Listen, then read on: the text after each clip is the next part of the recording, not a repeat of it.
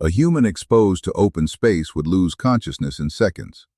A tardigrade can be dried into a wrinkled speck, launched into orbit, left in a vacuum, brought back to Earth, and revived with water. That sounds like science fiction, but it has been done. The important word, though, is survived. The animal was not walking around outside a spacecraft, hunting for food and enjoying the view. It endured the experience by becoming almost completely inactive. Tardigrades are tiny, eight-legged animals, usually around half a millimeter long. Under a microscope, they look like soft, transparent bears with claws, a short snout, and a body that moves with the slow determination of a very small vacuum cleaner. They live in oceans, lakes, soil, moss, lichens, and thin films of water on plants. More than 1,000 species are known, and they are found from mountaintops to the deep sea. Pick up a damp clump of moss from a wall, soak it in water, and examine the liquid under a microscope. There is a decent chance that a tardigrade is in there, squeezing between grains of dirt and plant cells. It may pierce algae or other small organisms with needle-like mouthparts and suck out their contents. This is an animal with a digestive system, muscles, nerves, eyes in some species, and legs ending in tiny claws. It is not a bacterium and not a single cell. That ordinary moss habitat explains much of the famous toughness. A drop of water around the animal may disappear when the sun reaches the roof. The moss dries. A few hours later, rain returns. For an animal that needs water to move, feed, grow, and reproduce, this cycle is a serious problem. Tardigrades evolved a way to wait it out. As water disappears, some species pull in their legs and contract into a compact shape called a tun. They lose most of the water in their bodies and enter anhydrobiosis, a form of cryptobiosis. Their measurable metabolism falls to an extremely low level. The tardigrade is not behaving like an active animal anymore. It is closer to biological hardware placed in storage, with the vulnerable parts stabilized until water comes back. A dry tun can look like a dirty grain under the microscope. Add water, and nothing dramatic happens at first. Then the body slowly expands. A leg shifts, the claws move. Depending on the species, the drying process, and how long the animal remained dormant, recovery can take minutes or much longer. Some fail to recover. This ability is impressive, not perfect. In September 2007, scientists tested it in a place with no rainy afternoon waiting at the end. Around 3,000 tardigrades traveled aboard the European Space Agency's Photon M3 mission. The capsule orbited Earth for 12 days. During 10 of those days, groups of dehydrated tardigrades were exposed outside the spacecraft in the Biopan facility. The experiment separated several dangers that people often bundle together as space. Some tardigrades faced the vacuum and cosmic radiation while being shielded from most solar ultraviolet light. Others received vacuum plus selected ultraviolet wavelengths.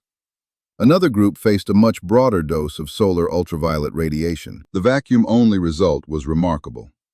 2 tested species, Rictursius coronifer and Milnesium tardigradum, survived about as well as protected control groups. After the samples returned to Earth and were rehydrated, many animals became active again. Some later laid eggs, and viable young developed. The ultraviolet result was much harsher. Survival dropped sharply when the tuns were exposed to solar UV, especially the full spectrum used in the experiment. Only a few animals recovered from the strongest combined exposure. So the famous sentence, "Tardigrades survive space," is true, but it often loses an important detail. Vacuum was not the main killer in that short test. Direct solar ultraviolet radiation was far more destructive. That distinction matters because vacuum is not simply very cold air. It is almost no air at all. An unprotected, hydrated organism rapidly loses water. Cell membranes deform. Proteins can clump or unfold. Chemical reactions that normally happen in liquid water cannot continue. A tardigrade in a dry tun has already completed the dehydration process in a controlled way before entering the vacuum. There is much less water available to boil or evaporate, and its cells have been prepared for the dry state. Prepared does not mean indestructible. Drying itself can damage membranes, proteins, and DNA. Tardigrades use several protective systems, and different species do not all use the same set. Some produce unusual heat-soluble proteins called CAHS proteins.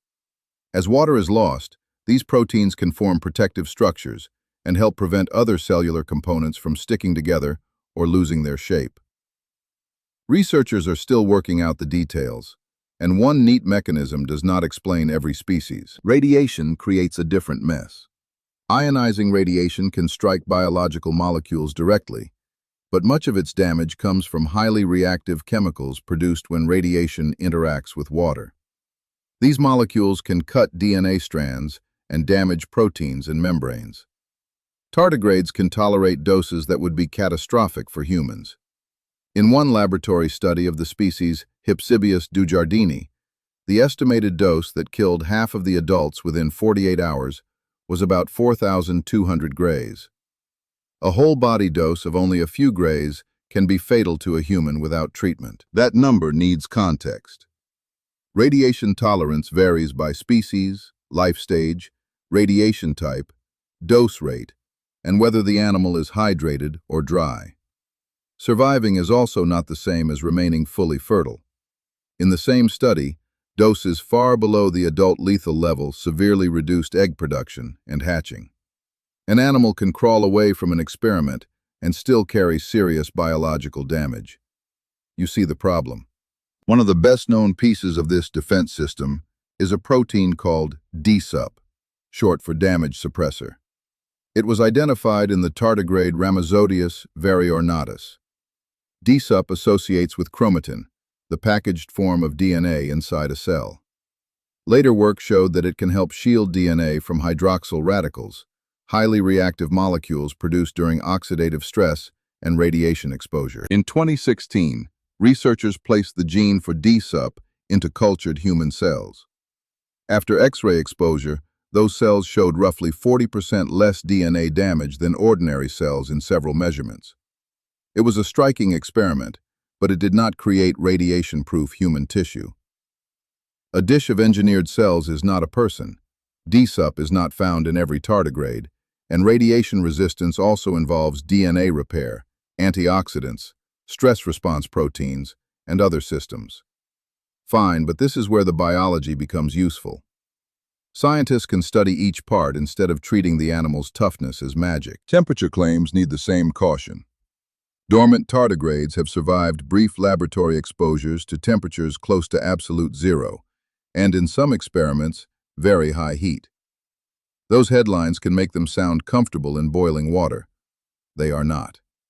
Exposure time, species, hydration, and preparation change the result enormously. A 2020 study tested active and dried Rhamazodius variornatus. After 24 hours of heat exposure, the estimated temperature that killed half of the active animals was only about 37 degrees Celsius. The dried tuns handled heat better, but their tolerance fell as the exposure lasted longer. In related tests, about half could survive 1 hour near 83 degrees Celsius, while a full day lowered that midpoint to around 63 degrees. Tough, yes. Fireproof, no. The same rule applies to cold. A tun can endure freezing because its normal biological activity has already been suspended, and its cells are stabilized. An active tardigrade still depends on liquid water and functioning chemistry. Extreme survival is usually a temporary emergency mode, not a lifestyle. There is another practical limit: time. A dormant tardigrade spends stored resources maintaining and repairing itself when it wakes. Longer dormancy generally makes recovery less likely, and survival records depend heavily on storage conditions. Claims that every tardigrade can dry out for decades and return as if nothing happened are too broad. Some species and individuals are far better at it than others. Put a hydrated tardigrade on the moon, and it will not build a tiny colony. It cannot breathe, feed, reproduce, or repair itself normally in vacuum. Leave a ton under intense, unfiltered sunlight for long enough, and accumulated radiation damage will win. Even the 2007 experiment lasted days, not years. The animals were passengers surviving a short disaster, not astronauts living outside. Their durability still matters for space research. Tardigrades give scientists a relatively complex animal in which to study DNA protection, cellular repair, suspended metabolism, reproduction, and development under unusual conditions. Their proteins may inspire better ways to preserve medicines, vaccines, enzymes, or cells without constant refrigeration. Those applications are still research areas, not products borrowed directly from a water bear. The most surprising part may be that tardigrades did not evolve for space. Their ancestors were not preparing for satellites, cosmic rays, or a laboratory tray opening hundreds of kilometers above Earth. They were dealing with puddles that vanished, moss that dried, winters that froze water, and habitats that repeatedly became unlivable. Space simply pushed those Earth-made defenses into an environment more extreme than evolution ever needed to predict. A tardigrade survives the void by doing almost nothing at all, drying down, folding inward, protecting its cells and waiting for water. Then, if the damage was not too great, 8 tiny legs begin moving again. Thanks for watching! If you enjoyed the video, please like, subscribe, and leave a comment below. See you in the next one!